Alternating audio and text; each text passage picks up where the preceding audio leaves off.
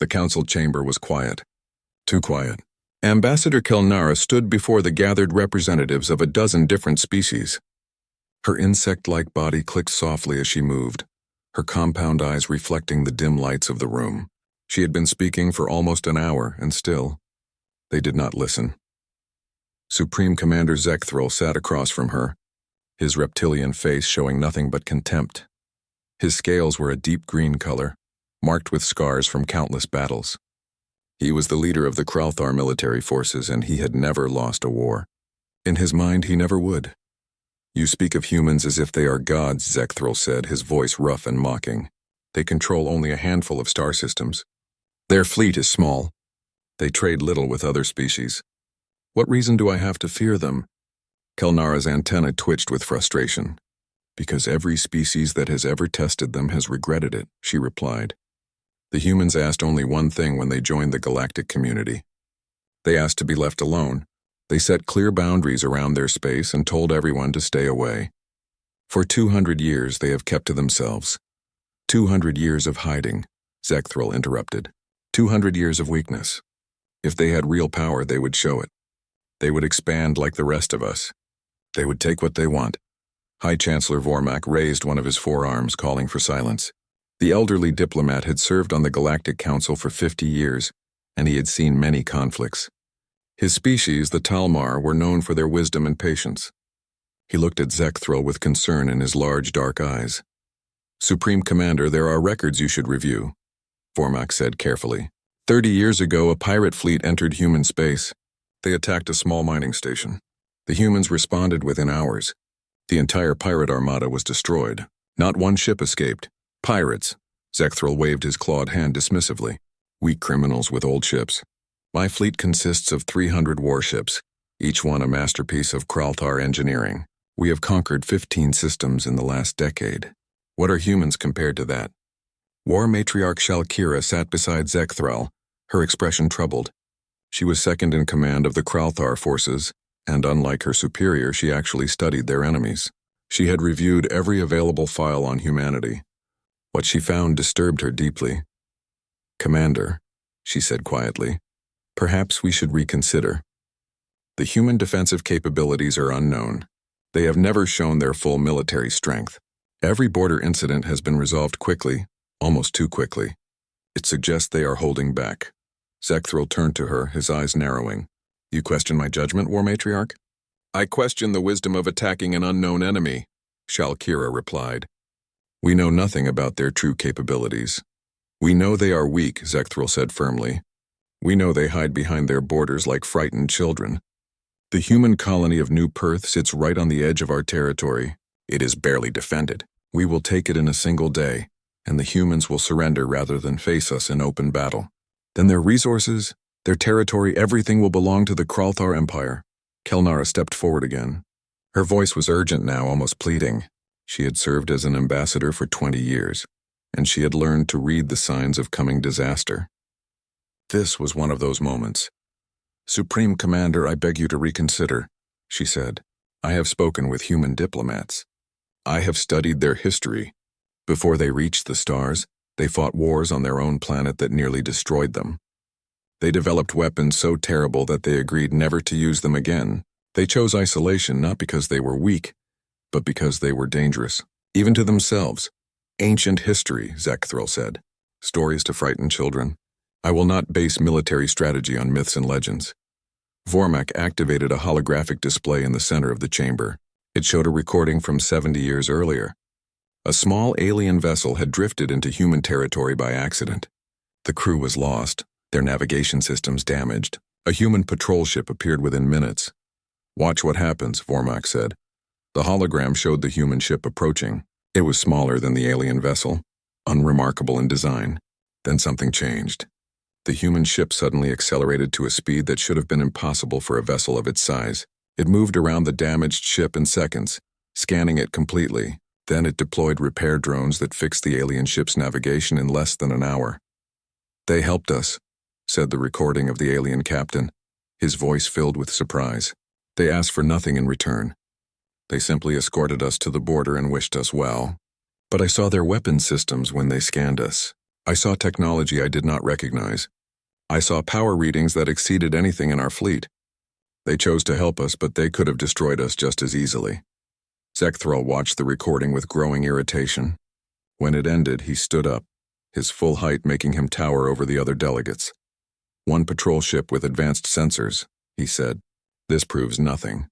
The Krauthar Empire did not become the greatest military power in this sector by fearing shadows. The decision is made. My fleet departs for New Perth in 3 days. The humans will learn what it means to challenge the Krauthar." He turned and walked out of the chamber. War Matriarch Shalkira followed him, but her steps were slow and heavy. She had a terrible feeling in her chest, something she had learned to trust over her long military career. It was the feeling of approaching disaster. In the chamber, Kelnara and Vormak looked at each other. The elderly chancellor's expression was grave. "Should we warn the humans?" Kelnara asked. "They already know," Vormak replied. "The humans monitor everything near their borders. They will see the Krauthar fleet coming long before it arrives. The question is not whether they know. The question is what they will do about it." Far away in human space, Admiral Jake Harrison sat in his office aboard the military station Sentinel Prime. He was 52 years old, with gray hair and tired eyes. He had spent 30 years in the Earth Defense Fleet, rising through the ranks during the border wars. He had hoped never to see another major conflict. His desk display showed real-time data from the early warning network that surrounded human territory. Thousands of satellites and sensor buoys constantly watched the borders, detecting any movement in nearby space. For the past 3 days, they had been tracking an unusual concentration of ships gathering near Krauthar space. A message appeared on his screen. It was from Dr. Helen Carter, the lead xenobiologist assigned to his command. He opened it and began to read. "Admiral, the Krauthar fleet composition indicates a major offensive operation. 300 warships, 12 support carriers, and extensive ground forces. Their trajectory suggests they are targeting New Perth. I recommend we implement defensive protocol immediately." Harrison sat back in his chair and closed his eyes for a moment. He had met Krauthar before at various diplomatic functions. They were proud, aggressive, and convinced of their own superiority. They saw humans as weak because humanity chose not to expand aggressively. They did not understand that choice was not the same as inability. He opened a communication channel to Earth Command, the central military authority for all human forces. The face of Fleet Admiral Christine Shaw appeared on his screen. She was 10 years older than Harrison, and she had been there when humanity first made contact with alien species. She had helped write the protocols that governed how humans would interact with the galaxy. "Admiral Harrison," she said, "I assume you are calling about the Krauthar." "Yes, ma'am," Harrison replied. "They are coming. A full invasion fleet targeting New Perth. They will arrive in approximately 72 hours. Shaw was quiet for a moment. When she spoke again, her voice was sad but firm. "They were warned, multiple times, by us, by the Council, by every species that has studied our history. They chose not to listen." "What are your orders, ma'am?" Harrison asked, though he already knew the answer. "Protocol Ragnarok," Shaw said quietly. "Show them why we asked to be left alone." Harrison nodded. He had hoped never to hear those words, but he understood their necessity. Humanity had learned hard lessons in its past. They had learned that sometimes, the only way to prevent future wars was to make the cost of the first one so terrible that no one would ever dare to start another. "Understood, Admiral," he said. "I will begin preparations immediately." He closed the connection and sat alone in his office for a long moment. Then he activated the station-wide communication system. His voice would be heard on every human military installation within 100 light-years. "All units, this is Admiral Harrison. As of this moment, we are implementing Protocol Ragnarok. The Krauthar Empire has chosen to ignore 2 centuries of warnings. They are about to learn why humanity asked for isolation. They are about to learn why the galaxy left us alone. All ships to battle stations. All defense platforms to full readiness. All classified weapon systems are now authorized for deployment. We will show them what it means to threaten human lives." Across human space, the response was immediate. Ships that had appeared to be simple cargo vessels suddenly activated their true systems. Defense satellites that seemed old and outdated came online. The Krauthar fleet emerged from hyperspace at the edge of the New Perth system. Supreme Commander Zekthral watched his tactical display with satisfaction. The human colony world hung in space before them, blue and green and completely vulnerable. Only a handful of small ships orbited the planet. A few satellites drifted in standard defensive patterns. It looked exactly like what he expected. An easy target. Begin the assault, he ordered. Destroy their orbital defenses first. Then we land ground forces and take the colony. I want this finished before the humans can send reinforcements. The Kralthar warships moved forward in formation. Their weapons powered up, energy readings climbing as they prepared to fire.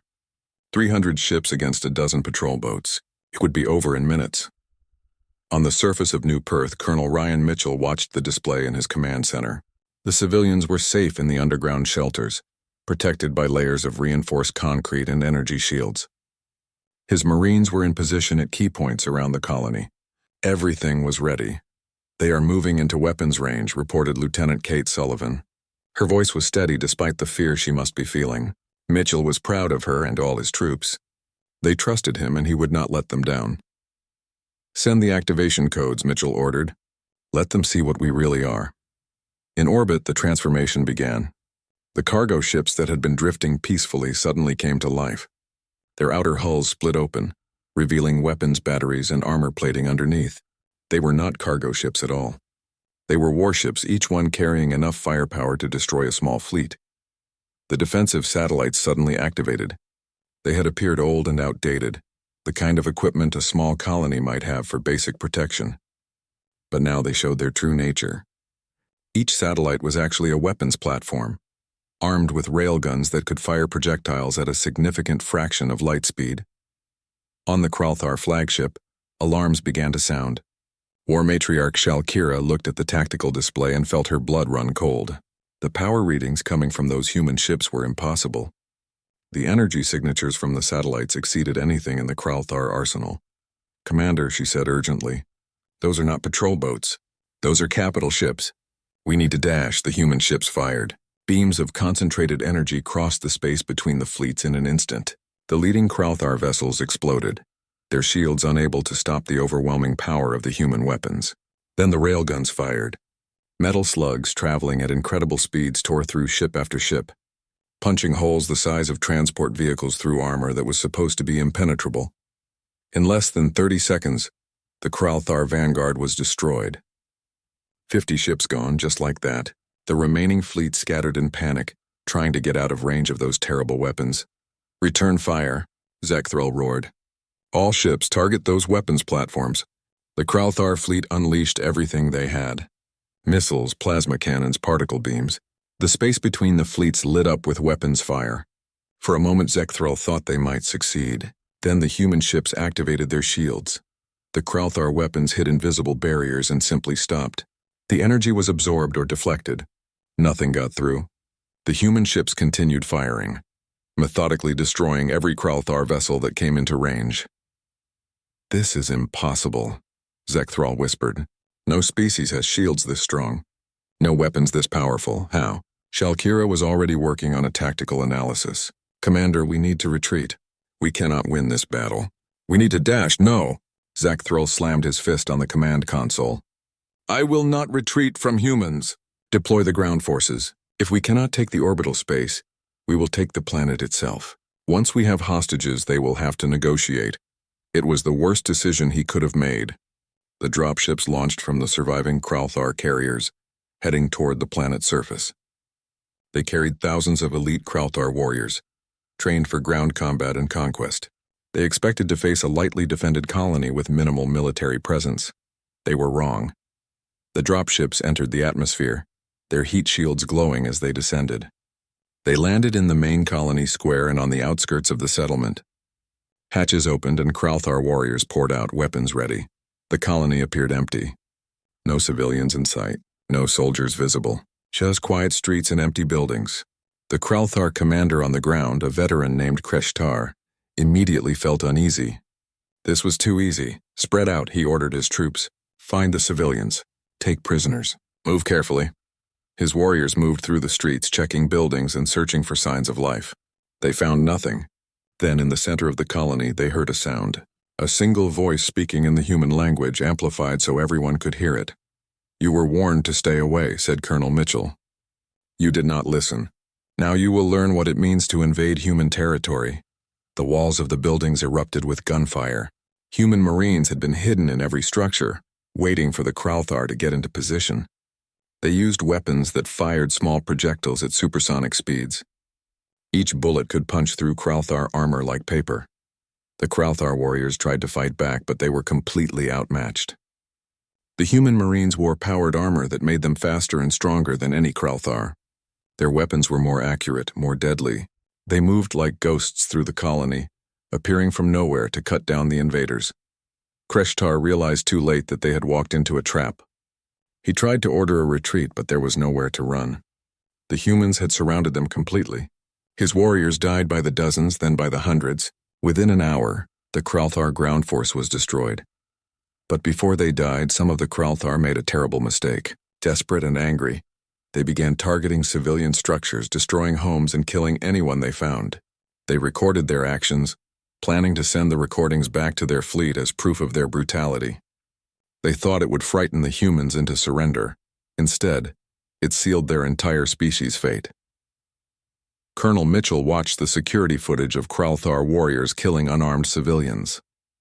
He watched them destroy homes for no reason other than cruelty. His face became like stone, cold and hard. "Send that footage to Admiral Harrison," he said quietly. "And to Earth Command. Make sure everyone sees what these creatures did here." In orbit, the battle continued. The Kralthar fleet was being systematically destroyed, but they fought on out of pride and desperation. Then new contacts appeared on the sensors. More ships emerging from hyperspace, but these were not Kralthar. The Third Armada had arrived. 50 human capital ships led by the dreadnought Retribution. Captain Lisa Morgan stood on the bridge of her ship, watching the tactical display with cold satisfaction. She was 41 years old, a career officer who had spent her entire adult life preparing for this moment. "Enemy fleet is attempting to retreat," reported her tactical officer. "No," Morgan said firmly. "Block all escape routes. I want every single one of those ships destroyed. Not one gets away. Not one." The Third Armada moved into position with frightening precision. The human ships worked together like parts of a single organism, coordinating their fire and movements perfectly. The Kralthar had no chance against such organized firepower. War Matriarch Shalkira watched her fleet die around her. Ship after ship exploded or went dark, their systems failing under the relentless human assault. She knew there was only one choice left. "Commander, we must surrender," she said to Zekthrall. "We have lost. If we continue, they will kill us all." Zekthrall stared at the tactical display. His proud fleet, 300 strong, was down to less than 50 ships. Many of those were damaged and barely operational. His ground forces were gone. His plan had failed completely. "Open a communication channel to the human flagship," he said, his voice hollow. On the Retribution, Captain Morgan received the communication request. She looked at her communication officer and nodded. The image of Zekthrall appeared on the main screen. The Kralthar commander looked defeated, his scales dull and his eyes tired. "I am Supreme Commander Zekthrall of the Kralthar Empire," he said. "I wish to negotiate terms of surrender." Morgan did not change her expression. "No," she said simply. Zekthrall blinked in confusion. "I do not understand." "We are offering to surrender. We will leave your territory." "We will dash. You attacked a human colony," Morgan interrupted. "Your forces murdered civilians. Your warriors recorded their crimes and sent those recordings to your fleet. You thought those images would frighten us. Instead, you showed us exactly what you are. We do not negotiate with species that commit war crimes. What do you want?" Shalkira asked, stepping into view beside Zekthrall. "We will pay reparations. We will accept any terms. Just tell us what you want." Morgan looked at them both with eyes as cold as ice. When she spoke, her words carried a weight that made everyone on both ships go silent. The survivors of the Kralthar fleet jumped into hyperspace, their damaged ships barely holding together. They had left New Perth with 300 warships. Now only 38 remained, and most of those were crippled. Supreme Commander Zekthrall sat in his command chair, staring at nothing. His scales had lost their shine. His eyes looked empty. War Matriarch Shalkira stood beside him, coordinating damage control across the fleet. She worked mechanically, giving orders without emotion. Inside, she was screaming. She had tried to warn them. She had tried to make them understand. But pride had deafened them all, and now they would pay the price. How long until we reach the frontier base? Sekthral asked quietly. 6 hours, Commander, replied the navigation officer, but we are being followed. Sekthral looked up sharply. What? The humans, Shalkira said, bringing up a tactical display. Their fleet left New Perth 30 minutes after we did. They are maintaining a distance of 2 light hours behind us. They are not trying to catch us. They are following us back to the homeworld, Sekthral realized. They want to know where we come from. They want to find Kralthor Prime. We need to warn the High Command, Shalkira said. We need to prepare every defense we have. If the humans bring their full fleet against us, we cannot win. Sekthral stood up slowly. He looked at his reflection in a darkened screen. He had been so confident, so certain of victory. He had thought the humans were weak, and that mistake would cost his people everything. Send a message to the homeworld, he ordered. Tell them we failed. Tell them the humans are coming. Tell them to prepare for war. Far behind the fleeing Kralthar ships, Admiral Jake Harrison stood on the bridge of his flagship, the EDF Vengeance. Around him, the Third Armada moved through space like a school of predators, 50 capital ships, each one more advanced than anything the Kralthar had ever built. And this was just one armada. Humanity had 12 more scattered across their territory. Dr. Helen Carter stood beside him, reviewing data on a portable display. She had been studying the Kralthar for most of her adult life. Now she was helping plan their destruction. I have analyzed their retreat vector, she said. They are heading for a system approximately 40 light-years from here. Based on their communication patterns, I believe it is a major military base. From there, they will likely proceed to their homeworld. How long before they realize we are following them? Harrison asked. They already know, Carter replied. Our sensors show they detected us an hour ago. They are running, Admiral. They know they cannot fight us. Good, Harrison said. Fear is the beginning of understanding. For 200 years we tried diplomacy. We tried isolation. We tried every peaceful method to coexist with the galaxy. The Kralthar chose violence. Now they will learn what real violence looks like. He opened a communication channel to Captain Morgan on the Retribution. Captain, prepare your fighter wings. When we reach the Kralthar frontier base, I want it destroyed within the hour. Leave no ships intact. Leave no weapons operational. I want them to see that resistance is futile. Understood, Admiral, Morgan replied. She turned to her flight operations officer. Launch all fighter squadrons. I want Lieutenant Commander Alex Bishop leading the attack. Lieutenant Commander Bishop sat in the cockpit of his interceptor, checking his systems. He was 34 years old, and he had been flying combat missions since he was 22. His call sign was Reaper 6, and he had earned it through 24 successful engagements. But this was personal. His family had lived on New Perth. His wife, his 2 children, his parents. They had all died when the Kralthar warriors went on their killing spree. He had seen the security footage. He had watched his home destroyed. Now he would have his revenge. All fighters, this is Reaper 6, he said over the squadron channel. We are going to hit the Kralthar base hard and fast. No mercy, no survivors. They killed our people. Now we kill theirs. The fighter wing consisted of 60 interceptors, each one faster and more maneuverable than any Kralthar fighter. They were armed with plasma cannons and quantum torpedoes, weapons that could destroy capital ships if used correctly. Against the outdated Kralthar defenses, they would be unstoppable. The Kralthar frontier base appeared on the long-range sensors. It was a massive structure, built into an asteroid for protection. Dozens of ships orbited it, along with defense platforms and weapons satellites. Under normal circumstances, it would take a major fleet action to capture such a base. The humans did it in 40 minutes. The fighter wing went in first, moving at speeds that the Kralthar could barely track. They launched quantum torpedoes that phased through shields before detonating. Defense platforms exploded. Weapons satellites went dark. The orbital ships tried to respond, but they were too slow, too clumsy. Bishop flew through the chaos, his weapons never stopping.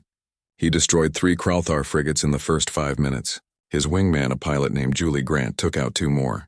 The rest of the squadron followed their lead, methodically eliminating every target. Then the capital ships arrived. The Retribution and 4 other dreadnoughts dropped out of hyperspace right on top of the base. Their main guns fired simultaneously. Massive beams of energy that cut through the asteroid like a knife through soft material. Within seconds, the base began to break apart. Any Kralthar ships that tried to escape were hunted down and destroyed. Any defense platform that tried to fight back was eliminated. The humans gave no quarter, accepted no surrender. They had come to send a message, and the message was clear. Attack humanity at your own extinction. On the surface of the disintegrating base, thousands of Kralthar soldiers and civilians died. They had no chance to evacuate, no chance to fight back. They simply ceased to exist as the human weapons turned their home into debris. Admiral Harrison watched the destruction on his tactical display. He felt no pleasure in it, but no regret either. This was necessary. This was the cost of starting a war with humanity. Casualties? He asked his tactical officer. 0 on our side, sir. Complete destruction of enemy base. Estimated Kralthar losses. 15,000 personnel. 42 ships, all defensive systems. Harrison nodded. Move to the next target. Dr. Carter, what other military installations are between here and the Kralthar homeworld? Carter pulled up a map of Kralthar space. At least 6 major bases, she said. Dozens of smaller outposts. Multiple shipyards. If we destroy them all, the Kralthar will have no way to rebuild their military. Then that is what we will do, Harrison said. Send orders to all ships. We will proceed through Kralthar space systematically. Every military installation will be destroyed. Every shipyard will be eliminated. Every weapons platform will be neutralized. We will strip them of the ability to wage war. The Third Armada moved deeper into Kralthar territory. Over the next 3 weeks, they destroyed everything with military value. Bases exploded. Shipyards burned. Weapons factories were reduced to rubble. The Kralthar military, once the pride of their empire, was being systematically dismantled. And all the while, the human fleet recorded everything. Every battle, every destroyed installation, every desperate attempt by the Kralthar to fight back. The recordings were broadcast across the galaxy, sent to every member of the Galactic Council. Ambassador Kelnara watched the recordings in horror. She had warned them. She had begged them to listen. Now she watched as an entire species faced extinction at the hands of the humans they had underestimated. High Chancellor Vormak called an emergency session of the Galactic Council. Representatives from every major species gathered to watch the human fleet tear through Kralthar space. We must intervene, said the ambassador from the Vortan Collective. The humans are committing genocide. This goes beyond defense. This is extermination. Kelnara stood up, her insectoid body trembling with emotion. We have no right to intervene, she said. The Kralthar were warned. For 200 years, we told them to stay away from human territory. They chose to ignore those warnings. They attacked a civilian colony. They killed unarmed people. The humans are responding exactly as they said they would. But surely there must be limits, the Vortan ambassador insisted. Surely the council can broker a peace. The humans do not want peace, Vormak said quietly. They want deterrence. They want to make sure that no species will ever dare attack them again. What we are witnessing is not merely revenge. It is a lesson being taught to the entire galaxy. On Kralthor Prime, the homeworld of the Kralthar Empire, panic spread through the population. The surviving ships from New Perth had arrived with news of the disaster. Now everyone watched as the human fleet destroyed base after base, moving inexorably toward the heart of their territory. The High Command called together every ship they had, hundreds of warships pulled from every corner of the Empire. They gathered in orbit around Kralthor Prime, preparing for the final battle. If they could not stop the humans here, their civilization was finished. Supreme Commander Zekthrall stood before the assembled fleet commanders. He had been stripped of his rank after the New Perth disaster, but now they needed him again. He was the only one who had actually faced the humans in battle. They are not like us, he told the commanders. Their technology is beyond anything we understand. Their tactics are perfect. Their weapons are devastating. We cannot beat them in a direct fight. The Battle of Kralthor Prime began at dawn. The human fleet moved forward in perfect formation, their ships gleaming in the light of the system star. 400 Kralthar warships waited for them, along with thousands of defense platforms and weapons satellites. It was the largest defensive force the Kralthar had ever assembled. Fleet Commander Varthok stood on the bridge of his flagship, the pride of Kralthor. Around him, his officers worked with grim determination.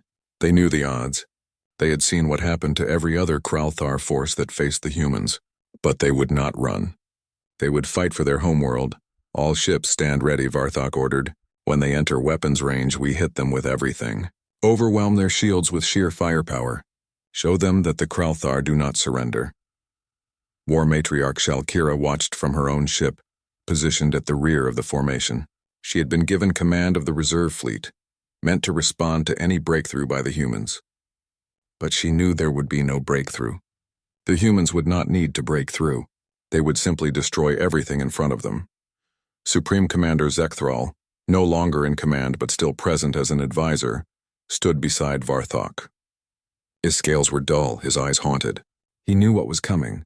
He had seen it before at New Perth. They will not fight as you expect, he warned Varthok. They will use weapons we cannot counter. They will adapt to every tactic we try. This is not a battle we can win. Then we will die trying, Varthok replied. Better to die with honor than to live as slaves to humans. Zekthral said nothing more. He had tried. He had warned them. Now all he could do was witness the end of everything his people had built. On the Retribution, Captain Lisa Morgan stood calm and ready. She had reviewed the tactical data. She knew the Kralthar battle plan. She knew their weapons, their tactics, their capabilities, and she knew exactly how to defeat them. All ships, prepare quantum torpedoes, she ordered. Target their command vessels first, then the defense platforms. Then we sweep the orbital space clean. Admiral Harrison watched from the Vengeance, observing the entire battle. He had given Morgan operational control. She had earned it through her performance at New Perth. Now she would finish what the Kralthar had started. The human fleet reached optimal firing range. For a moment, both fleets hung in space, weapons charged, waiting. Then Captain Morgan gave the order, fire. The space between the fleets erupted with light. The human ships launched their quantum torpedoes, hundreds of them, all phasing through normal space to bypass the Kralthar shields. They materialized inside enemy vessels and detonated, tearing ships apart from within. In the first 10 seconds, 30 Kralthar command ships exploded. Fleet Commander Varthok watched in horror as his tactical display showed ship after ship going dark. How could weapons phase through shields? It should be impossible. Return fire, he screamed. All ships return fire. The Kralthar fleet unleashed everything they had. Plasma cannons, particle beams, missiles, railguns. The barrage was impressive. A wall of destructive energy heading toward the human ships. It looked like nothing could survive such firepower. The human shields absorbed it all. The energy was either deflected harmlessly into space or converted into power for the human weapon systems. Not a single human ship took damage. Then the human fleet fired their main guns. Massive beams of concentrated energy, powered by technology the Kralthar could not comprehend. Each shot could destroy a capital ship with a single hit. The beams lanced through the Kralthar formation, punching through shields and armor like they were not there. Ships exploded by the dozens. The carefully organized Kralthar formation dissolved into chaos as captains tried desperately to evade the human fire. But there was nowhere to go. The human targeting systems tracked every move, predicted every maneuver. War Matriarch Shalkira watched her species die. She saw the pride of the Kralthar fleet reduced to burning debris in minutes. She saw her people's courage amount to nothing against such overwhelming power, and she knew there was only one choice left. She opened a communication channel to the human fleet. All channels, broadcasting in the clear so everyone could hear. Human Commander, this is War Matriarch Shalkira of the Kralthar Empire. I am offering unconditional surrender. We accept full responsibility for the attack on New Perth. We submit to any terms you impose. Please stop the killing. On the Retribution, Captain Morgan received the message. She looked at her tactical display. More than half the Kralthar fleet was already destroyed. The battle had lasted less than 20 minutes. No, she said simply and cut the connection. The human fleet continued firing. The massacre continued. Ship after ship died, their crews having no time even to abandon them. The Kralthar warriors fought bravely, but bravery meant nothing against such technology. Fleet Commander Varthok realized they had lost. His fleet was being annihilated. His homeworld hung defenseless behind him. He had one last card to play. All ships ramming speed, he ordered. If we cannot defeat them with weapons, we will destroy them with our ships. For Kralthar. The surviving Kralthar vessels turned and accelerated toward the human fleet, preparing to sacrifice themselves. It was a desperate move, but it was all they had left. They would die, but perhaps they could take some humans with them. The human ships simply moved aside. Their engines and maneuverability were so advanced that they dodged the kamikaze attacks effortlessly. The Kralthar ships passed through empty space, their sacrifice meaningless. Then Lieutenant Commander Alex Bishop and his fighter wing struck. They had been waiting for this moment, when the Kralthar ships were committed to their attack run and could not maneuver. The human fighters appeared among the enemy vessels, their weapons firing at point-blank range. Bishop flew through the chaos, his plasma cannons never stopping. Each shot destroyed a Kralthar ship. His wingman Julie Grant matched him kill for kill. The rest of the squadron followed their lead, butchering the helpless enemy vessels. In 10 minutes, the Kralthar fleet ceased to exist. 400 ships reduced to debris, thousands of defense platforms destroyed. The orbital space around Kralthor Prime was now controlled entirely by the human fleet. On the planet's surface, billions of Kralthar watched in terror. Their protectors were gone. Their military was destroyed. Now nothing stood between them and the human weapons. Admiral Harrison opened a communication channel to the planet. His image appeared on every screen in every city and every home. He spoke in the Kralthar language which he had learned specifically for this moment. People of Kralthor Prime, I am Admiral Jake Harrison of the Earth Defense Fleet. Your military forces have been defeated. Your orbital defenses have been destroyed. Your fleet no longer exists. You have two choices. You can accept our terms or you can face the consequences of continued resistance. He paused, letting his words sink in. On the planet below, the Kralthar listened in silence. They had no choice. They had no power. Their fate was now in human hands. Here are our terms, Harrison continued. All Kralthar military forces will be permanently disbanded. All weapons of war will be destroyed under human supervision. Your government will be restructured to prevent future military expansion. You will pay reparations to the families of those killed on New Perth. Your species will be placed under human monitoring for the next century. Any violation of these terms will result in the complete destruction of your civilization. He let the weight of those words settle. He saw the despair in the Kralthar faces on his screen. He felt no joy in it, but no regret either. This was necessary. This was the price of starting a war with humanity. You have 1 hour to accept these terms, Harrison said. If you do not, we will demonstrate what our weapons can do to a planetary surface. Choose wisely. He closed the connection. On his bridge, his officers waited for his next order. Dr. Helen Carter stood beside him, her expression sad but resolved. Do you think they will accept? She asked. They have no choice, Harrison replied. Their leaders brought this upon them through pride and arrogance. Now their entire species pays the price. It is a harsh lesson, but it is one the galaxy needed to see. On the surface of Kralthor Prime, the government convened an emergency session. The leaders who had pushed for war were gone, killed in the orbital battle or by angry mobs. The survivors were those who had counseled caution and been ignored. War matriarch Shalkira stood before them. She had survived the battle by sheer luck, her ship somehow escaping destruction. Now she spoke for her broken people. We accept, she said simply, all terms, without condition. We surrender. The government voted unanimously. Within 30 minutes, the official acceptance was transmitted to the human fleet. Admiral Harrison read it and nodded with satisfaction. Captain Morgan, begin landing operations, he ordered. I want Marines on the ground within the hour. Secure all military installations. Begin cataloging weapons for destruction. Dr. Carter, you will lead the team establishing the new government structure. The human forces moved with efficient precision. Marines landed at key locations across the planet. Engineers began dismantling weapons factories. Administrators started processing the surrender documents. Within 24 hours, the Kralthar military had ceased to exist. Colonel Ryan Mitchell walked through the ruins of a Kralthar base. 6 months had passed since the fall of Kralthor Prime. The galaxy had changed in ways no one could have predicted. The Galactic Council met in emergency session, their chambers filled with representatives from every major species. The topic was the same as it had been for months: what to do about humanity. Ambassador Kelnara stood before the assembly, her insectoid body weary from endless diplomatic meetings. She had become the unofficial expert on human affairs, the one species representative who had consistently understood what humanity was capable of. The Kralthar reconstruction is proceeding according to human supervision, she reported. Their military has been completely dismantled. All weapons of war have been destroyed. Their government has been restructured with human advisors in key positions. The monitoring will continue for at least a century. And what of the Kralthar people themselves? Asked the Vortan ambassador. Are they treated fairly? Kelnara nodded. Surprisingly, yes.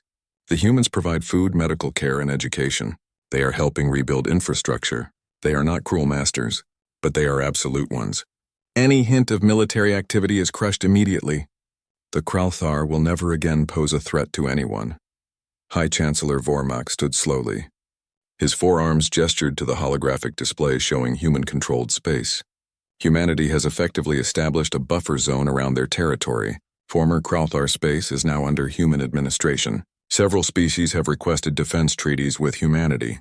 The balance of power in the galaxy has shifted. Are we now subjects of Earth? Demanded the ambassador from the Drakon hegemony.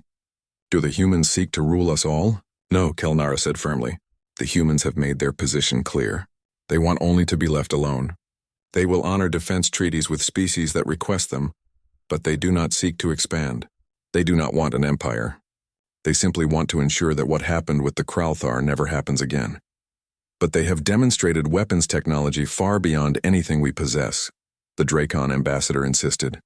They could conquer the entire galaxy if they wished, and that, Vormak said quietly, is exactly why they will not. The humans understand power in a way we do not. They know that the greatest strength lies in restraint. They could have destroyed the Kralthar entirely. Instead, they chose to rebuild them as a lesson to the galaxy. That is not the action of a species seeking conquest. That is the action of teachers enforcing a necessary rule. On Earth, Admiral Jake Harrison walked through the memorial gardens established for those who died on New Perth. 517 names were carved into stone, each one representing a life lost to Kralthar aggression. He stopped at one name in particular, Maria Chen, age 7. She had been Alex Bishop's daughter. Harrison thought about the war that followed. The destruction, the deaths, the complete dismantling of an entire empire, all because one species chose to ignore warnings, all because pride overcame wisdom. A figure approached. It was Admiral Christine Shaw, the head of Earth Command. She was older now, her hair completely gray. The weight of command had aged her visibly. The Council has formally recognized our exclusion zone, she said. No species may enter human space without explicit permission. Violators will be treated as hostile. It is now galactic law. Good, Harrison said quietly. Maybe now we can have the peace we always wanted. Shaw looked at him. Do you regret it? What we did to the Kralthar? Harrison considered the question carefully. No, he said finally. They were warned. They chose violence. We responded in the only language they understood, but I regret that it was necessary. I regret that diplomacy failed. I regret every life lost on both sides. That is what makes us different from them, Shaw said. We take no pleasure in destruction. We chose isolation not because we feared them, but because we feared ourselves. We knew what we were capable of and we wanted to avoid using that capability. And now the galaxy knows too, Harrison said. For better or worse, on Kralthar Prime, War Matriarch Shalkira stood in a classroom, teaching young Kralthar about the war. It was part of the mandatory education program established by the humans. Every Kralthar child had to learn about what happened, about why it happened, and about the consequences of pride. The humans warned us, she told the students. They warned us for 200 years. They set clear boundaries and asked only to be left in peace. But our leaders believed that asking for peace meant weakness. They could not imagine that a species might choose isolation for the protection of others, not themselves. A young student raised her hand. War Matriarch, why are the humans so powerful? How did they develop such advanced technology? Shalkira smiled sadly. Because they have been fighting wars for thousands of years. Long before they reached the stars, they were perfecting the art of warfare on their own planet. They developed weapons that could destroy their entire world. And then, instead of using them, they agreed to stop. That discipline, that ability to hold back even when you have overwhelming power, that is what makes them truly dangerous. The students listened carefully. This was not the triumphant military history their parents had been taught. This was a lesson in humility, in respecting boundaries and understanding that some fights should never be started. Across human space, The Third Armada was being stood down. Captain Lisa Morgan, now Rear Admiral Morgan, oversaw the deactivation of many of the weapon systems that had been revealed during the war. The quantum torpedoes, the phasing shields, the neural disruptors, all of them were being returned to secure storage. Dr. Helen Carter supervised the process. "We showed the galaxy what we could do," she said. "Now we put it away again. We go back to being the quiet neighbors who just want to be left alone." "Do you think it worked?" Morgan asked. "Do you think they finally understand?" Carter looked at the data feeds from across the galaxy. Species that had been expanding aggressively were now pulling back. Border disputes near human space were being resolved peacefully. Defense treaty requests continued to pour in from smaller species seeking human protection. "Yes," Carter said. "They understand. The Kralthar bought that understanding with their empire. It is a harsh lesson, but it seems to have been effective." Lieutenant Commander Alex Bishop stood in his quarters looking at a picture of his family. His wife Sarah, his daughter Maria, his son David, all gone, killed by Kralthar warriors who thought brutality would bring victory. He had avenged them. He had destroyed dozens of Kralthar ships during the war, but revenge did not bring them back. It did not fill the emptiness in his chest. Victory had come at a cost he would carry for the rest of his life. A knock at his door interrupted his thoughts. It was Colonel Ryan Mitchell, come to check on him. "The ceremony is in an hour," Mitchell said gently. "The memorial dedication." "You should be there," Bishop nodded. "I will be." "I just needed a moment," Mitchell understood. He had lost people too. Everyone in the military had. The war had touched them all. "We did what we had to do," Mitchell said. "We protected our people. We made sure it could never happen again." "That has to count for something." "It does," Bishop replied. "But sometimes I wonder if there was another way. If we could have avoided all of this." "We tried diplomacy for 200 years, Mitchell reminded him. "We tried isolation. We tried every peaceful option. The Kralthar chose war. What happened after that was on them, not us." At the Galactic Council chambers, a new resolution was being voted on. It was proposed by Ambassador Kelnara and supported by High Chancellor Vormak. It would formalize the rules regarding human space and establish penalties for violations. The resolution passed unanimously. Every species voted in favor. The message was clear: do not test humanity. The cost had been demonstrated. The Kralthar Empire, once a major power, was now a cautionary tale told to children across the galaxy. Vormak made a formal announcement to the assembled representatives. "Let it be known across all civilized space that Earth and her territories are forbidden ground.